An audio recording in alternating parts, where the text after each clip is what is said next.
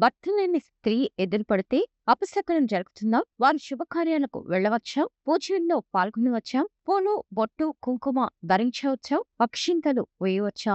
ఇలాంటి అనేక సందేహాలు చాలా మందిలో ఉంటాయి. ధర్మశాస్త్రాల్లో ఎక్కడా భర్త లేని స్త్రీ ఎదురుపడితే అపశకునం జరుగుతుందని చెప్పలేదు. మనిషికి అశుభాలు వారి కర్మలను బట్టి వస్తాయి కానీ ఎదుట ఎవరు కనిపించారు అనే దాన్ని బట్టి రావు. సనాతన ధర్మం ప్రతి జీవిలో దైవాన్ని చూడమని బోధిస్తుంది. అలాంటప్పుడు భర్తను కోల్పోయిన స్త్రీని అశుభంగా చూడడం ధర్మం కాదు. అది కాలక్రమేణా కొన్ని ప్రాంతాల్లో ఏర్పడిన సామాజిక ఆచారం మాత్రమే. ఇక శుభకార్యాలు, పూజల విషయానికి వస్తే భగవంతుని ఆరాధించే హక్కు అందరికీ ఉంది. భర్త లేని స్త్రీలు కూడా దేవాలయాలకు వెళ్ళవచ్చు, పూజలు చేయవచ్చు, వ్రతాలు ఆచరించవచ్చు, శుభకార్యాల్లో పాల్గొనవచ్చు. పూలు, బొట్టు, కుంకుమ గురించి కూడా చాలా మందికి సందేహం ఉంటుంది. ఒక అమ్మాయి పెళ్లికి ముందే బొట్టు పెట్టుకుంటుంది, పూలు ధరించుకుంటుంది. కాబట్టి ఇవి కేవలం వివాహిత స్త్రీలకు మాత్రమే చెందినవి కావు. అయితే తాళి, మిట్టెలు మాత్రం వివాహ బంధానికి ప్రత్యక్ష గుర్తులుగా భావిస్తారు. అందువల్ల కొన్ని సంప్రదాయాలలో